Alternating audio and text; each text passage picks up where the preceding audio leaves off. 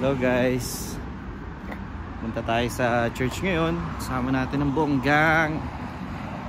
Napakadami ng bagay na dapat ipagpasalamat. Thank you Lord. Kaya let's go.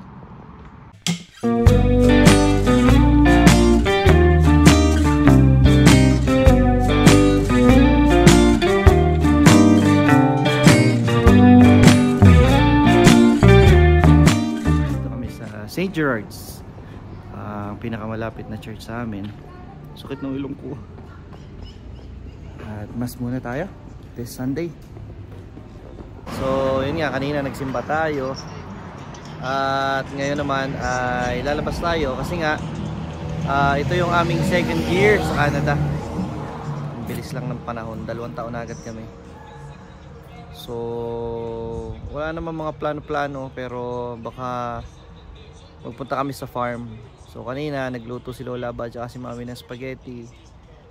Bibit-bitin namin doon para kung saan man tayo abutin. Madali naman dito eh. Open lang tayo ng trunk, pwede tayong kumain kahit saang mga park o kung saan man abutin ng gutom, di ba? Samahan nyo kami doon. Dito kami napadpad sa Saskatoon Farm. Dito sa, ano ba nakakasakop nito? Okotoks. Sakop pa yata ng Okotoks. So mamimitas yata kami dito, ewan ko. Tapos lipat na lang kami kapag kakakain. Nagkita-kita po. Kompleto na mga bully. Nandito na. Canadian bullies. Hindi American bullies, Canadian bullies. Kaya ayaw masumama. Kompleto na naman. Tara na. Let's go na. Oh. Nasaan na yung kaing? Kaing talaga eh. Yan. Saskatoon Farm. Ano ba yung sa una? Daming umuwi, may mga dala na sila na mga pinitas nila. Ganun pala ang style dito. So mamimitas ka, babayaran mo. Di fresh nga naman yung mga fresh na harvest. Iuwi mo. Ano pa tayo yung nag-apply dito? Tagagamas. Tagagamas ng damo. Tagahar, taga-akiyat. Maghahasik ng abono. Nagadilig. O siguro yung pandilig nila yung nakalinya na. Ano yun? Oo, nakatanim na sa lupa.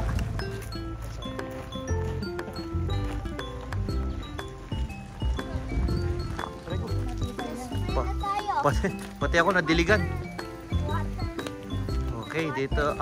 Dito yung U-Pick open. Dito yung ikaw magpipick. Picture.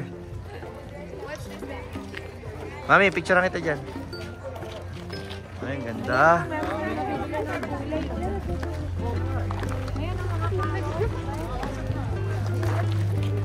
Ayan. O yan, hindi ka na mamimitas. Sa basket ka na pipitas. Dapat yan yun ay maging onion natin dati. Ano ko? Close to impossible. Yun ang tataba ng sibuyas dito. Look at that. Kasama pa talaga yung puno. Ang laki. Kailan magiging ganyan yung sibuyas? Hindi na magiging ganyan. Yun. Ano yan? Hindi ka, parang malikuan. Yung parang unsoy yata. Unsoy. Oh, kalaki mustasa. Mustasa. Hindi nalalambot ang dahon yan. Kailan kaya magiging ganito yung tanim natin? Huwag ka nang bumili yun. Gaganda rin yung makret. Ito yung carrots na may ano. Oh. $4 per bunch. Ano ba naisip nyo lutuin nang nagamitan natin yan?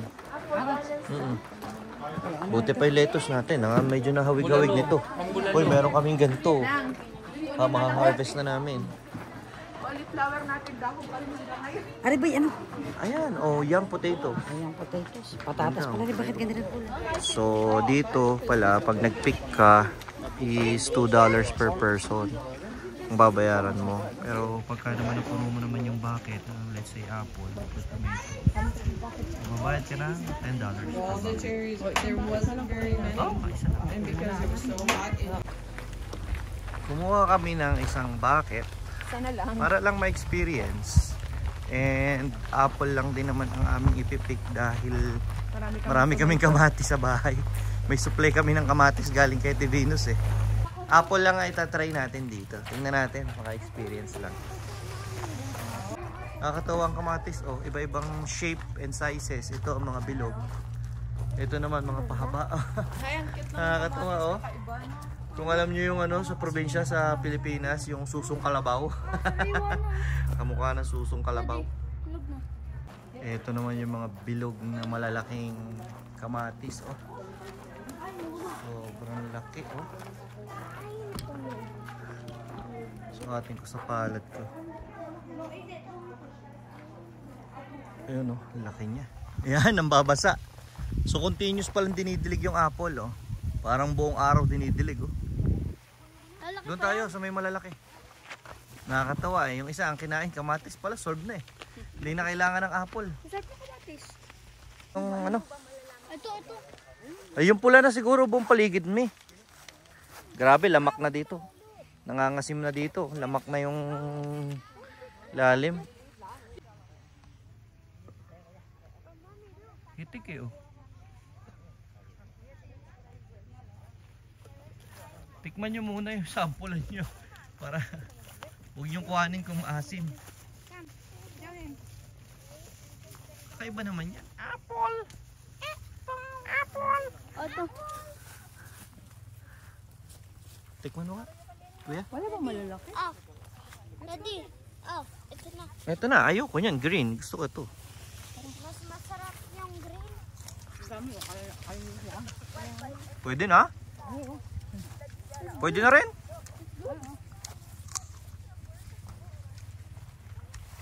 Tingin. Pwede na rin. Galing dito. Kuya, matamis-tamis rin po nung ere. Ito oh, daddy pula. Pula lahat.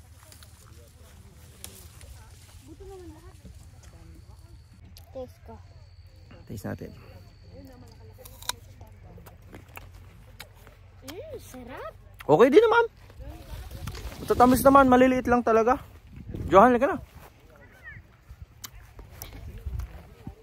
Kuya, nangunguha ka na ba?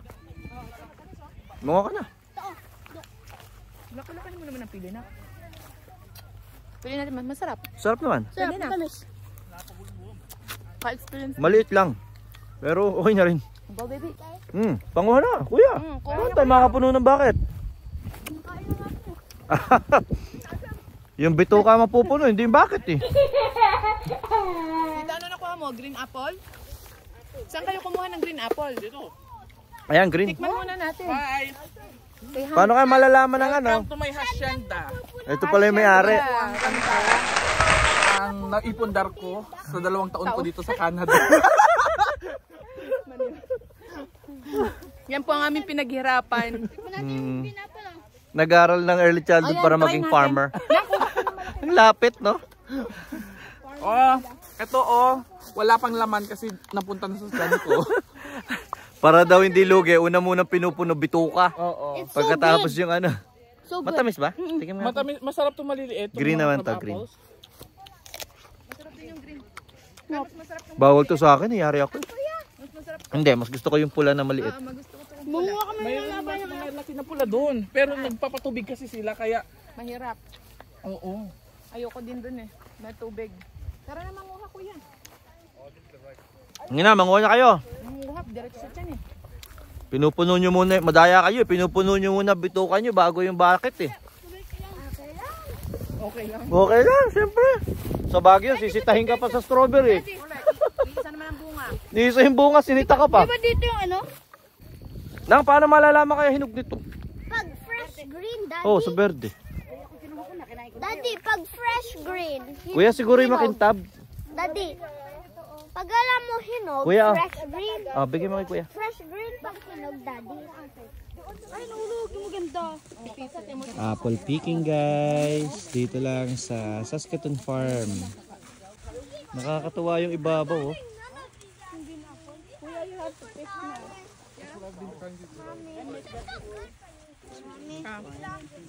It's okay, we can use it for the blend.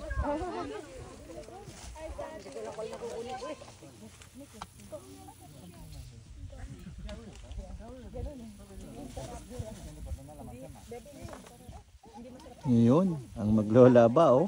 Hasing-hasing na sa pangunguha. Kuya, ugin mo at mamumulot na lang. Kuya, yun, pinakaibabaw, yun. Ayun, pulang-pula, oh. Ika lang, hilahin ko pababa, nak.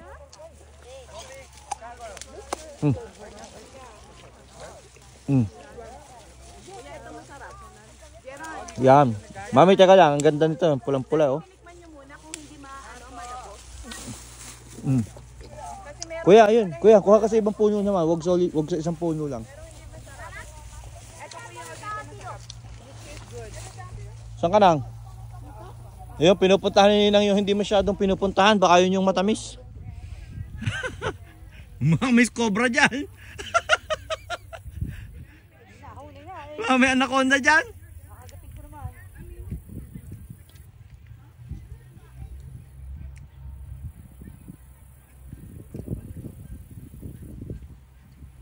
Tikman mo nang.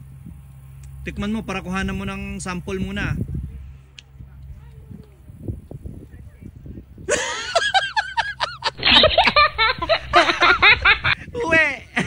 Uwe, lugi. Lugi pa sa damuhan. Tikman mo to. Ayoko na nak. Sobrang ang dami na nakain ko. Tikman mo to. Kayo na lang ang mag-taste. Tikman mo. Titikman ko tong aking kin. Naku, ba't yung kinagat? Huh? Mansanas na Eva. Masarap yung kinuha ko. O, puno na. Ah, alin po? Puno na yung tiyan? Puno na yung tiyan. Not the bucket? Ah, diba? Wantasawang kain na din. Parang powdery. Masarap malabo. O, yun yung powdery. Yun nga yung malabo na tinatawag. Gusto ko yung malutong. Ayoko nang ganyan. Ayaw. Nakuha mo ako na maganda dito. Ay, wag din sa puno rin. Ito malaki. Ay, nagdring yata yan. Bakit nga ganun, ano? Mas malaki pa yung kamatis kaysa sa apple. Kumuha ako ng isang malaking kamatis, lagi ko sa kapo. Napansin nga namin, ano? Kamatis Mas mag-grow. mas malaki yung kamatis eh. Hindi yung variety nung Mabilis mag-grow, daddy. yung variety ng kamatis na yun, anak, malalaki talaga. And yung apple naman Big maliliit. Mm. Oh. Ako naman ang magpipik. Kaso dahil kailangan problema natin yung height. Nagawa tayo ng panungkit. Ito. Panungkit. Yun. Diba? Aray ko! Nanunusok. Oh, lagyan natin dyan. Akin na. Huwag ka na Magbit-bit nito. Huwag ka magbibideo.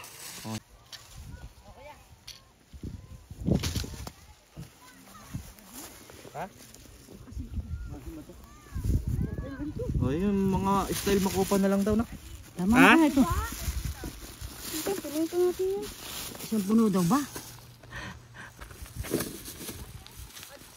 Okay na to. Okay na. Okay na. So bumili lang kami ng isang bucket ng apple.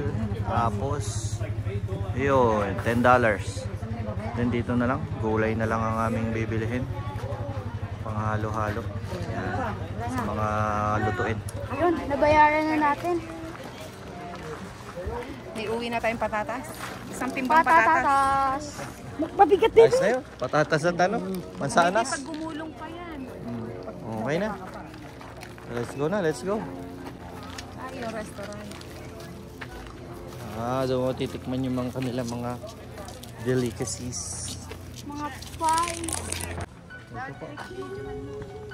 May video ni Kuya. Ito. Passion town.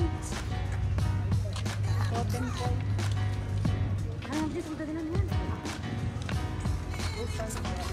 Ice cream.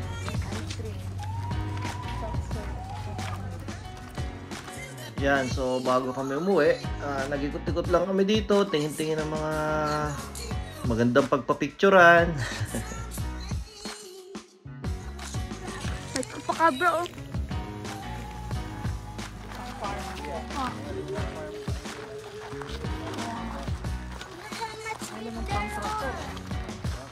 Look at how sweet they are.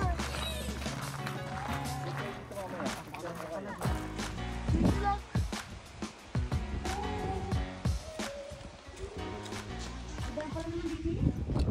Galing na kami sa Saskatoon Farm. At ngayon naman ay dito kami napadpad sa Big Rock sa Okotoks. Tagal na namin nadadaan-daanan to pero hindi pa namin napupuntahan. So halika't basahin natin kung paano nga ba ang batong yan ay nakarating sa gitna ng parang na yan. Landscape dito puro lupa lang to. Parang tulad sa Pilipinas, kaparangan. Pero paano nagkaroon ng Si John, ninisprayan mo, Daddy? bato? Teka, para hindi na tayo nag-iimbento ng kwento, basahin na lang natin.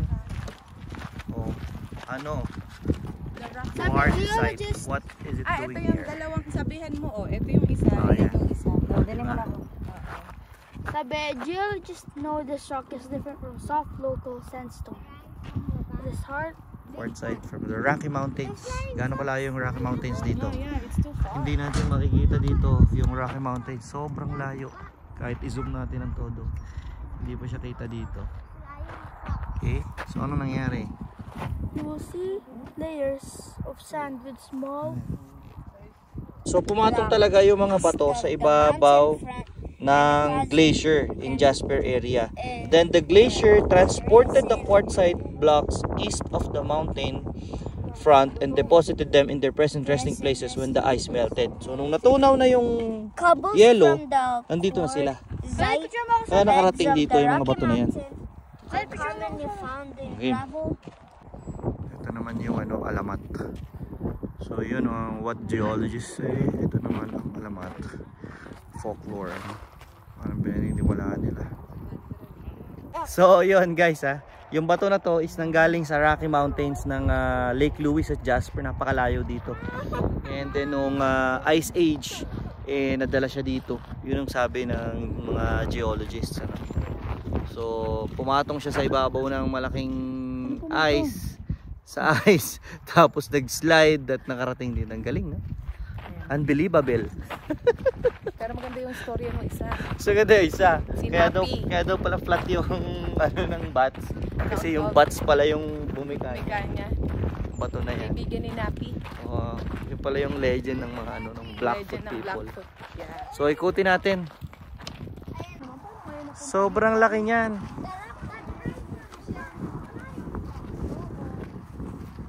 At magandang klaseng bato pala daw yan. Yan daw ginagamit nung unang panahon na sinasharpen na bato na ginagawang tools. Palakol, knife, yan pala yun. Quartzite. Quartzite na bato. Grabe oh. Paano siya nakarating dyan? Kahit pa sabihin ganun yung explanation, ano? Parang ang hirap pa rin isipin, ano? Nasa laki ng batong yan, dinala yan dyan ng glaciers noong Ice Age. Kakaiba. Ibig sabihin lang guys, lahat ng nakikita nyo rito, lahat ito ay dating ilalim ng yelo all year round. Dati ang Canada nasa ilalim ng yelo, glacier. Yan. Nakikita natin ngayon ang mga fields na taniman, farm. Ito ay dating nagyeyelong lugar. Some hundreds of thousand years ago.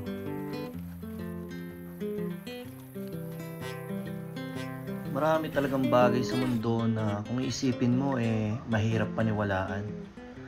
At may ahalin tulad ko din dyan kung paano kami ay nakarating dito sa Canada. Para din kami yung batong yan.